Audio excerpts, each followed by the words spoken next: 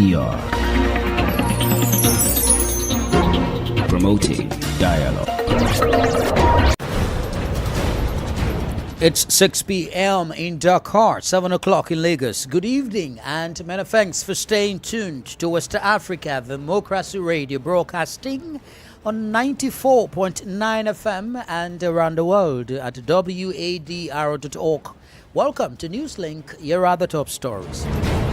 Minority in Ghana's parliament storms anti-crimes office to demand release of MPP regional chairman Wantomi. We are all going to sleep there with him, and we are not going to ask for any property. We don't have 50 million worth of properties.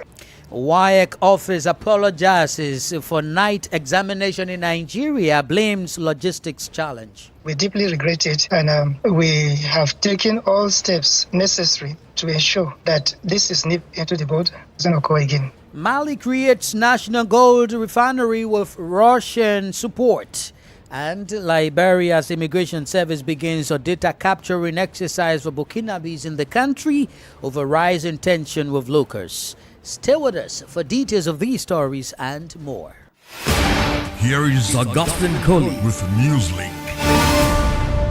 Many thanks for joining our broadcast. Let's begin in Ghana, where minority members of parliament staged a walkout from the House and stormed the premises of the Economic and Organized Crime Office in protest against the detention of the Ashanti regional chairman of the New Patriotic Party, Benal Antwi Posiako. He is on an investigation for alleged financial loss to the state, although he has been granted bail to the tune of 50 million Ghanaian cedis with two sureties, both to be justified. He has yet to meet the bail conditions.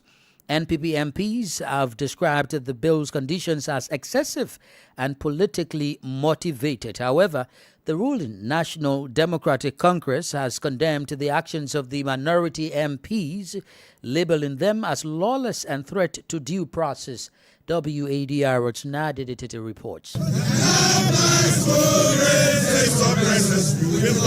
Minority MPs chanting as they stormed the Yoko headquarters, demanding the release of NPP Ashanti Regional Chairman Bernard Antwi, also known as Chairman Wantomi. He was arrested on Tuesday after reporting to the CID and later detained at Yoko. Despite being granted bail of 50 million Ghana cedis with two sureties to be justified, he remains in custody following his inability to meet the bill requirements. On the floor of Parliament, Majority Leader Alexander Apenyomarking warned of a boycott if the bill terms aren't reviewed. We are all going to sleep there with him, and we are not going to ask for any property. We don't have 50 million worth of properties. Where is he going to get it from? Mr. Speaker, they must do the right thing, and we will not be part of any proceedings until the right thing is done.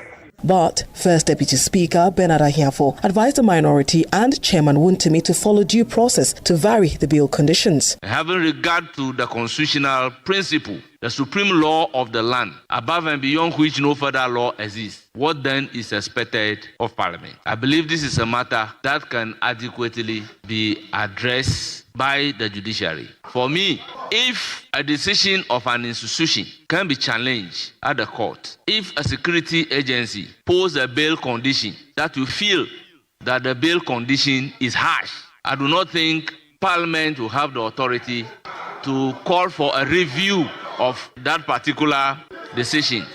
Minority Chief Whip Frank Anadompre insists they won't allow what he calls intimidation by state security agencies. We will not allow our democracy to be defiled by power-drunk actors who believe they are above the law, and we will not allow the Ghanaian people to be deceived into thinking that this is ordinary justice at work. If there are genuine concerns to be investigated, let them be pursued with fairness, with transparency, and with dignity. What we witnessed was the abuse of the law by those entrusted to uphold it. What we witnessed was a shameful chapter in our democratic journey. Meanwhile, the ruling NDC has slammed the minority's actions as lawless. Here is Dr. Rashid Tanko Computer, the NDC's Deputy Director of Elections and IT. This issue borders on security of the state. A lawful arrest was made. He's been taken through the process, and yet you want to stampede the process. It's unheard of. completely unheard of. What are they talking of? That's why the court is there. They should go to court so that the court can vary the bail bond. But you cannot use lawless means expecting Yoko to vary the bail bond. Who does that? That is complete lawlessness. For WADR, Nadidi Tete, Accra. Here in Senegal, discussions on the overhaul of the political system continues this Thursday. This dialogue, initiated by Senegalese President Bassirou Diomaye Faye, aims to rethink political actors. The forum for discussion also includes the participation of civil society actors. Abdoulaye Hassan reports. The dialogue on the overhaul of the Senegalese political system was attended by more than just political actors. Members of civil society, human rights defenders and others also participated. Seydi Gassama, Executive Director of Amnesty International Senegal, called for better protection of civil and political rights. This dialogue will only have meaning, will only have an impact on the lives of Senegalese citizens if it allows for better protection. Will it not, of civil and political rights in this country, if it also allows for better enjoyment of civil and political rights in this country? I am talking about all the people deprived of their liberty, who are in detention, who are in preventive detention, provisional detention, as we now say, and those who obviously have been tried and who have not been definitely sentenced by the court are still being ignored by the authorities in charge of the ALEX. Religious figures are also taking part in these meetings. The Catholic Church hopes that this dialogue will help reconcile the various stakeholders. Philip Abraham Tin heads the National Secular Council. Our nation is going through a period of deepening fractures, of eroding trust between citizens, of dialogue between rulers and governed, of sometimes turning into a power monologue. This dialogue, we hope, will be a form of therapy. Therefore, the Catholic Church expresses its full readiness to continue working alongside the state and all partners to promote freedom, justice, equity, and ethics.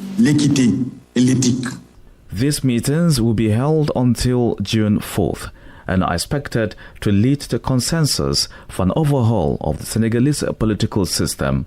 Abdoulaye Hassan fight that report. Let's take you to Chad, where the CRB denounces violations of the rights of the defense in Chad following the refusal of entry to two French lawyers who came to assist Dr. Success Masra, arrested on May 16.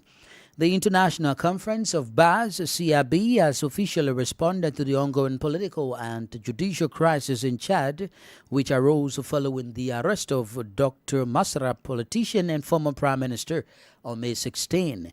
The organization denounces the obstacles to the free exercises of the rights of defense and calls for international mobilization. Imo Edit has more in this report. In this case, in which he is accused of inciting hatred, Dr. Success Masra had asked two French lawyers, William Baudon and Vincent Brengard, to intervene alongside their Chadian colleagues. These lawyers had officially announced their intervention and expressed their observations on the ongoing proceedings. However, the Chadian government, through its spokesperson Ghassim Sharif Mahamat, firmly refused their visit. Recalling an official statement dated May 22, it declared that it was no longer acceptable for foreign lawyers to influence or dictate legal proceedings in African states, paying tribute to Chadian lawyers and reaffirming Chad's sovereignty. The spokesperson also clarified in a televised interview that these French lawyers would not be allowed to set foot on Chadian soil. In response to this decision, the International Conference of Bars firmly rejected the accusation of interference and reiterated that this intervention falls within the exercise of the rights of the defense, guaranteed both by Chadian domestic law and by the country's international commitments. The CIB cited in particular the judicial agreement of March 6, 1976 between Chad and France, which authorizes lawyers registered with the French bar to plead before all Chadian courts under the same conditions as their local counterparts. Imo Edit with that report. More stories coming up on West Africa Democracy Radio. Newslink continues. In Nigeria, troops of Operation Hadinkai, OPHK, have announced the arrest of 18 serving soldiers and 15 police officers for allegedly selling arms to terrorists and other criminal elements. Addressing journalists in Maiduguri on the activities of troops in the northeast, the theater commander, Major General Abdul Salam Abubakar, who spoke through his staff officer administration, Major Ademola Owolana, said Operation Snowball, an exercise launched in August 2024 to target ammunition racketeering in the theater, has recorded successes. Major Owolanan explained that the exercise was conducted across 11 states with suspects arrested in Bauchi, Benue, Borno, Ebonyi, Enugu, Lagos, Plateau, Kaduna, Rivers, Taraba, and the Federal Capital Territory. He added that 8 civilians and 1 traditional ruler were also arrested, including one Ahmed Raphael, an Amuro of the 7th Division Garrison, who has been engaging in the act since 2018 and had 45 million naira in his bank account. Meanwhile, former spokesperson of the Nigerian Army, Brigadier General Sani Kushasira Usman, has expressed concerns that insecurity in Nigeria has become a lucrative enterprise for foreign terrorist groups. He warns that these groups exploit the nation's security challenges to further their agendas. In his analysis, Usman emphasizes that Nigeria's strategic location, economic significance, and regional leadership make it an attractive target for foreign power seeking to establish military bases on the guise of combating terrorism. He cautions that such moves may be more about advancing foreign interests than genuinely addressing Nigeria's security concerns. Whenever there is problem, there are people that, despite the fact that it brings suffering, death, and destruction to some people, it is just a business opportunity. So people benefit from it. Sometimes, and in most instances, even the efficacy of the terrorists, that of a foreign terrorist has no compassion, has no affiliation with Nigerians, so definitely they are far more wicked as compared to those local terrorists. Then the other one is the issue of international dimension. The issue of conspiracy theory, whether we like it or not, is there. Then the third and most important aspect is the issue of ideology. Remember, Boko Haram is determined to create an Islamic state within the Nigerian state. So automatically, anybody with likely ideology or mindset would like to contribute his or her best to the cause of the Boko Haram terrorists. So basically, when you put all this together, you will understand the reasons or the motivation for foreigners to come into the country to contribute in any way they can to the stabilization of this country. And remember again, one other and the most saddest aspect of it is the fact that Nigerians are working at cross purposes with each other. And we are calling on those in the position of authority, you don't fight a battle of this nature with a divided house. When it comes to issue of security, everybody ought to be on the same page. Former spokesperson of the Nigerian Army, retired Brigadier General Sani Kukashika Usman. In educational matters, the West African Examination Council, WAEC, has apologized for the logistics delayed that forced candidates to write the West African Senior School Certificate Examinations WAS at night. The head of the Nigeria National Office of WAEC, Amos Dangote, said on Thursday that the examination body got informed that the paper to be taken on Wednesday was about to be compromised, hence the need to take immediate action. Many had raised concerns when videos showed some secondary school students in Taraba State, northeastern Nigeria, and Ogun State in the southwest zone sitting for WAS at night on Wednesday.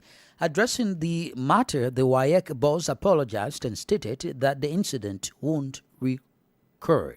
It was very unfortunate that we received the information that the paper was being compromised. And so, as an examination body, that is credible, that wants to be fair, we went to the drawing board and quickly came up with a solution to the compromised paper.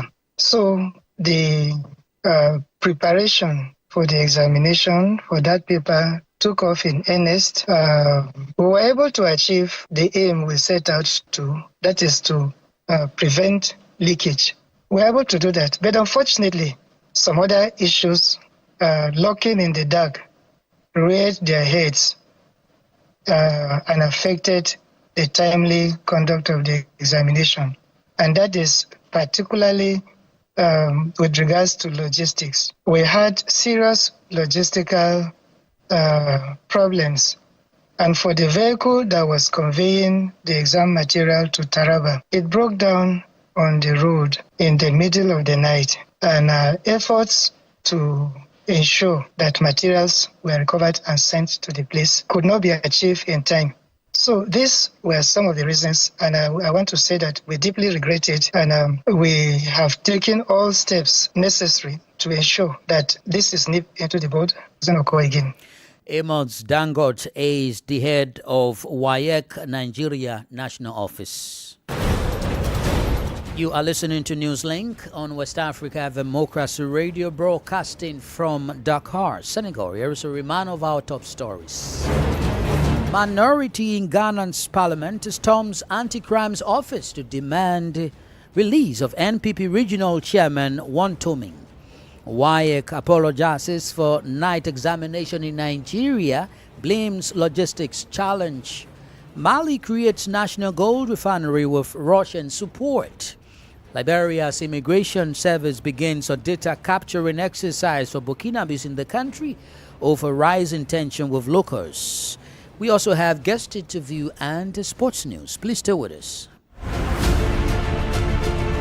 Fresh and breaking news all the time. Hear it first as the news breaks, only on West Africa Democracy Radio. Newslink continues.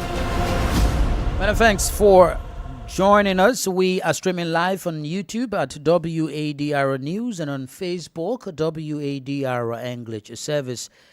Elsewhere, Malayan officials have launched an ambitious industrial gold refinery project in partnership with the Russian company Wadr, in which the state will hold a 62% majority stake.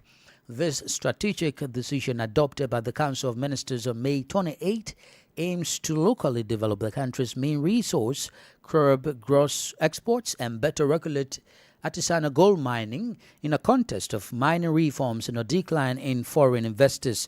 Christopher Atichio reports. This project is part of a policy to consolidate the national economy through better exploitation of mineral resources, particularly gold, the country's central export sector. It provides for the establishment of an industrial refinery in Bamako capable of processing 200 tons of gold per year. In partnership with the Russian company Wadr, the Malian state will hold 62% of the capital, ensuring a majority of national decision-making. Mali, Africa's third largest gold producer, saw its industrial production fall from 66.5 tons in 2023 to 51 tons in 2024, a decrease of 23%. According to the Ministry of Mines, the decline linked to tensions with several foreign mining companies highlighted the need for national processing tools capable of limiting uncontrolled gold exports and increasing its added value locally. The announced refinery also aims to better regulate artisanal mining, which represents approximately 7.7 tons of production in 2024. It will help improve traceability and limit tax losses linked to smuggling. Mali's current mining policy is based on reforms initiated since 2023, including the adoption of a new mining code that allows up to 30% state ownership in projects and a local content law requiring foreign companies to open up 5% of their capital to Malian stakeholders. Christopher, a teacher reporting there. The Liberian government has launched an initiative to register migrants, particularly from Burkina Faso. Many of them are believed to have entered Liberia illegally.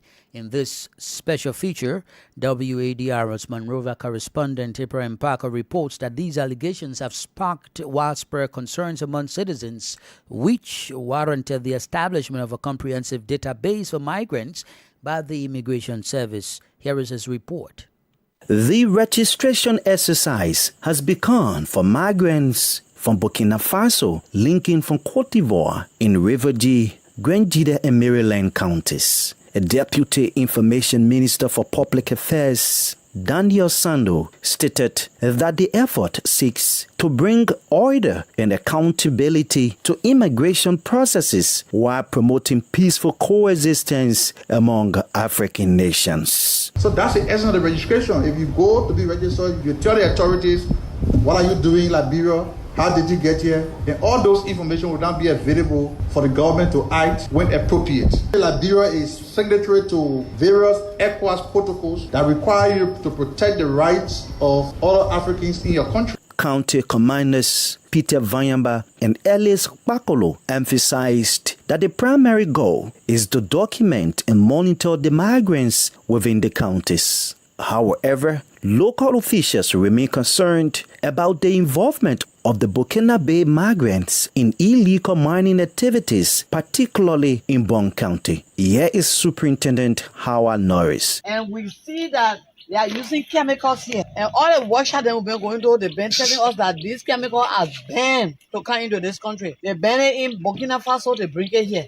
It's dangerous for human health and human consumption. And that's what they're doing here. We don't know what type of money they're doing here, but they're using chemicals. We call EPA, come and see. We call Ministry of Health to come and take tests. If it is not good, so they can get it out. Because this is not fair to our people. A citizen also voiced his worries about unchecked deforestation and ecological destruction in the southeastern region, vital to Liberia's ecosystem. We know more 43% of the Upper Guinea forest. From what I've seen in other places and what I see here, Liberia cannot boast of being 43% of the Upper Guinea forest.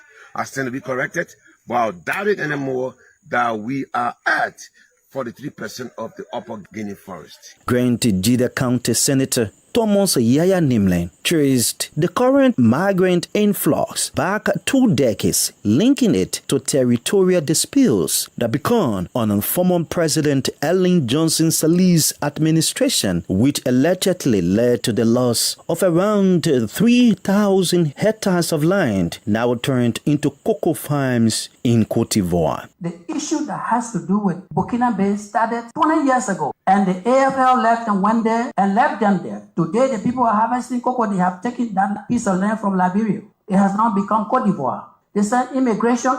Immigration went there, they collected money, and they walked away. I'm not saying alleged because I'm here to prove. And from that time, Burkina Faso started entering this country. And they are issuing documents to the people. If the people are already corrupt, they need to be removed. There is no town in Grandjida that I did not visit to talk about Burkina Faso. As the situation develops, the Senate Committee Chair on National Security, Defense, Intelligence and Veteran Affairs has expressed concern over the potential security risks posed by organized activities by foreign nationals. Momo Cyrus warns that these activities threaten Liberia's stability. It is reported that these foreigners are involved with illegal farming activities, mining, pit sawing in mostly protected areas and commercial construction sites. These illegal occupants are reportedly armed and well organized. And so we have engaged with the Minister of Justice to investigate this matter through the police and the joint security. However, the initiative has prompted concern from international and local stakeholders. The UNHCR estimates that approximately 40,000 Burkina Faso nationals are currently residing in Liberia, But questions remain about their legal status, whether they are refugees, migrant workers, or undocumented migrants, and the conditions surrounding their entry. With fears mounting over security, environmental destruction, and the undocumented status of migrants, Liberia faces a crucial challenge of balancing the need for order and integration to safeguard its sovereignty, economy, and natural resources. The government's response in the coming weeks will be crucial in addressing these complicated concerns and ensuring national stability. For West Africa Democracy Radio, Abraham Parker, Monrovia. Politics, analysis on major news, social matters, and all. This is A Guest. Our guest interview tonight, it's about the ECOWAS member countries reaffirming their commitments to the aspirations of the founding fathers of the regional bloc. They made the pledge during a symbolic signing ceremony at the 50th anniversary celebration held in Lagos, Nigeria's economic hub. Our guest is Wadr's Advocacy Officer, Austin Agbe.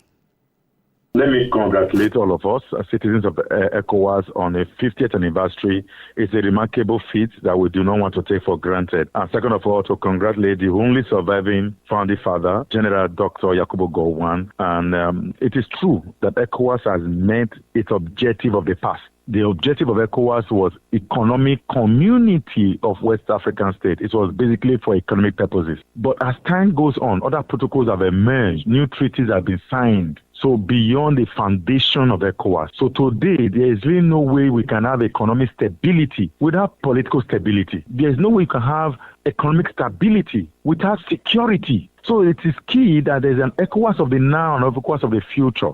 So for it, the reenactment of the 1975 deal is fantastic.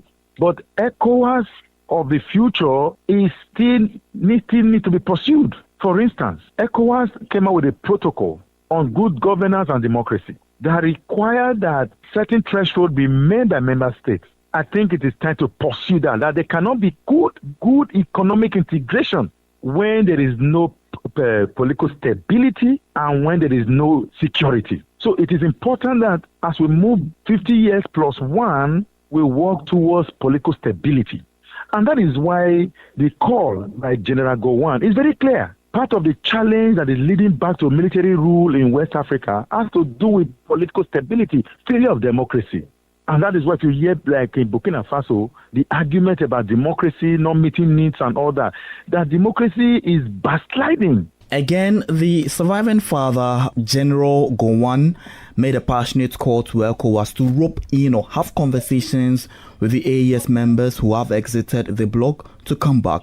Do you see light at the end of the tunnel with this particular call? I have always said that General Gowon should lead that conversation because you cannot lead a conversation from the standpoint of the problem. As of this moment, the Sahelian state sees ECOWAS as an enemy, particularly when ECOWAS tried to invade Niger, which of course led to what they call the Sahelian state today. So it may be very difficult for the same individuals or ECOWAS as an entity to try to break our peace. So ECOWAS will need an external factor. And I say General Gowon are in a strategic position to do that. However, I have also said time and again that the president of Ghana, John D. Mahama, His Excellency, who has also played unique role since coming to office, in fact, before assuming office, also have a strategic role to play. And I think the call is very important and should be pursued very vigorously. Wadr's Advocacy Officer, Austin Agbe. Now in the world of sports, the Wakam Sports Union in Senegal will host Jamono di Fatick to open the 26th day of the Football League on Friday with the aim of getting closer to the duel at the top of the championship. The match between these two teams will take place at the Ngor Municipal Stadium in Dakar. The USO in the surprise team in the race for the title with 5 days left in the championship, with the Wakamoas ranked 4th in the standings, 4 points behind Jaraf of Dakar, leader with 44 points in total, plus 12, and its runner-up Gorey with 44 points, plus 9 in addition. The winner on Monday in the final minutes of Waladan, US Wakam wants to repeat its 2011 performance when it was crowned champion of Senegal in the face of others more expected at this level. And that's the latest in the world of sports. With that, we've come to the end of this edition of Newslink here on West Africa, the Democracy Radio, broadcasting from Dakar, Senegal. Many thanks for listening, and a special thanks to Falou Sow and Sheikh Kanjai for the technical assistance. Do interact with us via our social media platforms, X, Instagram at WADR English, and on Facebook, WADR English Service. I am Augustine Cully. Good evening. And many thanks to you for listening to Newslink via Hot 104.3 FM, New